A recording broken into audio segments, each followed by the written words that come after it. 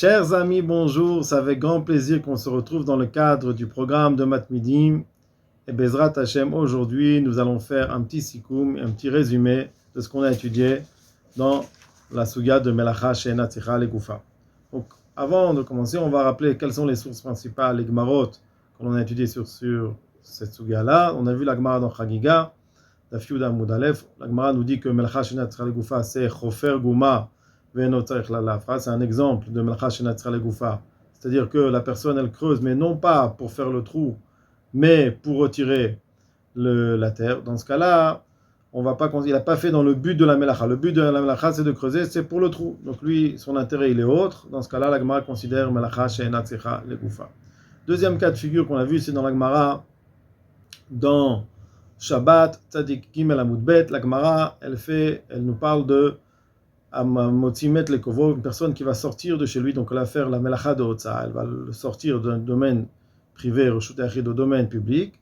Dans ce cas-là, la personne qui va sortir le mort ne fait pas pour que le mort soit dehors, mais pour ne pas qu'il reste chez lui. Donc ça fait l'objet de la marloquette entre Rabbi Shimon et Rabbi Yehuda.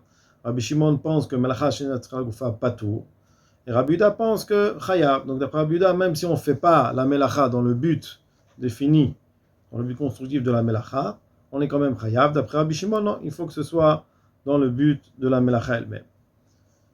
La Gemara, elle précise dans la Gemara, dans Shabbat, Tzadik Dalet Amud Bet, nous précise que, selon Rabbi Shimon, Melacha She'tzicha Legoufa, lorsqu'on est chayav, il suffit que ce soit dans l'intérêt de la personne. On n'a pas besoin que ce soit les goufov et les goufa. Comme par exemple, la Gemara nous dit, on n'a pas besoin qu'une personne, si elle a besoin de faire sortir un Sefer Torah, de considérer la Melacha seulement si c'est dans l'intérêt du Sefer Torah, comme par exemple pour arranger le Sefer Torah. Il suffit que la personne ait besoin de l'utilisation de l'objet pour considérer la Melacha comme Melacha She'tzicha Legoufa, pour être chayav même d'après l'avis de Rabbi Shimon.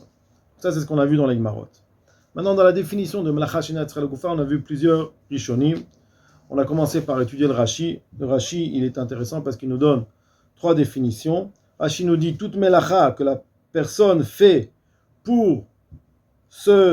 par exemple, elle va sortir un mort pour la retirer de chez lui, et que ce n'a pas été voulu, il n'y a pas eu un intérêt voulu, volontaire, et qu'il n'y a aucune nécessité, c'est considéré, ça c'est la définition de Melacha She'ena Tzicha Legoufa.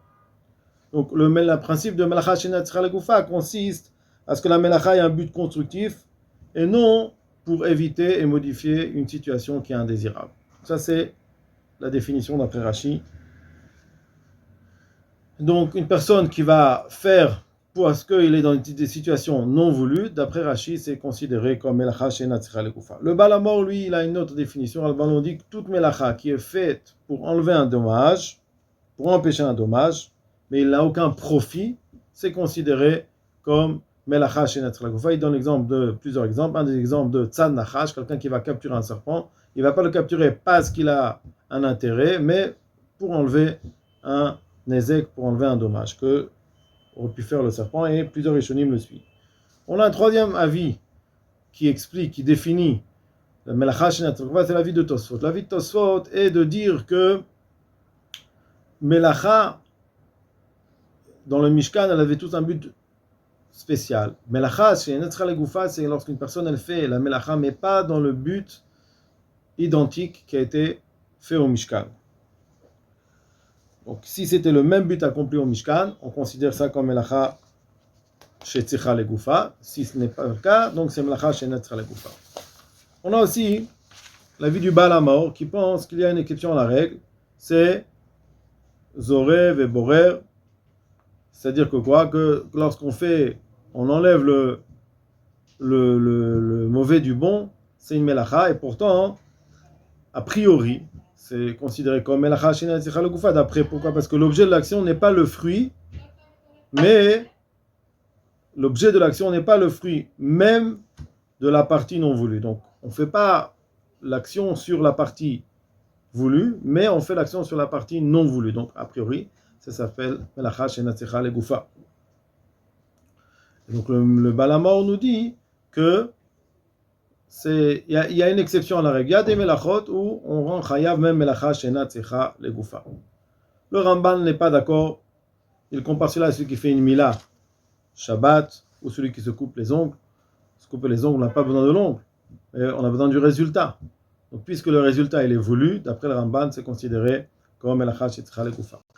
Les Rishonim nous rapportent, parce qu'ils nous rapportent Rabbi Avraham ben Rambam qui explique la différence entre Melacha Shetzricha Legoufa et Psik Reshev Lehamut. Il nous dit que Psik Reshev Lehamut, c'est le cas de figure d'une personne qui fait une Melacha sans aucune intention de faire la Melacha, comme par exemple une personne qui va tirer un gros meuble, et obligatoirement, sans le vouloir, la Melacha va être faite, un sillon va être fait. Dans ce cas-là, on considère ça Psik Reshev Lehamut, il est chayav, même d'après Rabbi Shimon. Alors que Melacha Shetzricha Legoufa, c'est une personne qui sait qu'il fait une Melacha. Chofer Gouma, elle est consciente qu'elle a fait un trou. Seulement, elle ne le fait pas dans le but de la Melacha. Dans ce cas-là, Rabbi Shimon, il dit que Melacha Shetzricha Legoufa, pas tout.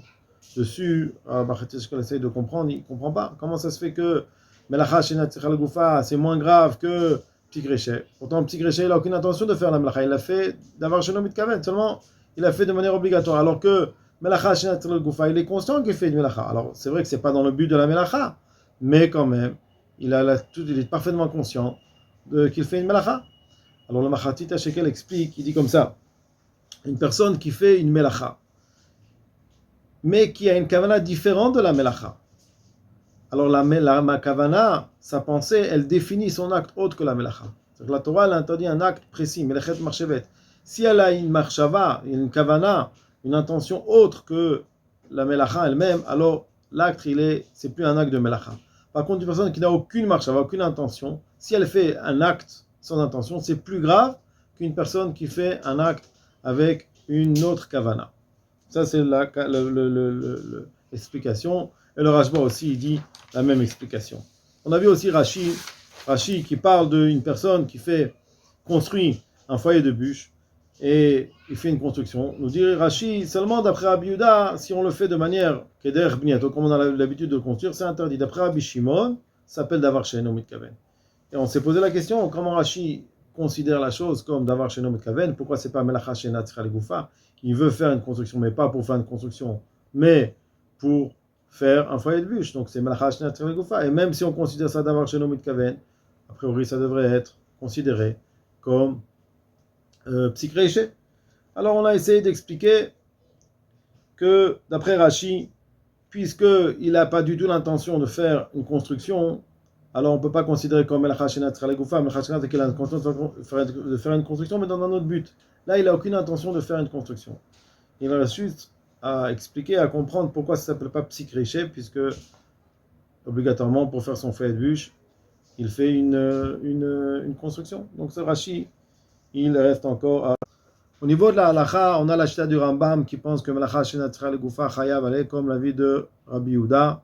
Rambam écrit dans le Chot Shabbat Perek Aleph Halacha Zayin, Kol haoseh melacha b'Shabbat afal pi she'eno tzarich legoufa chayav aleh. Donc il tranche comme l'avis de Rabbi Yehuda. C'est pour ça qu'une personne qui va faire une extinction, mais pas pour faire roussir une mèche, pour pouvoir faire du charbon, mais pour économiser, d'après le Rambam c'est chayav, comme toutes les Melacha Shetzricha Legoufa.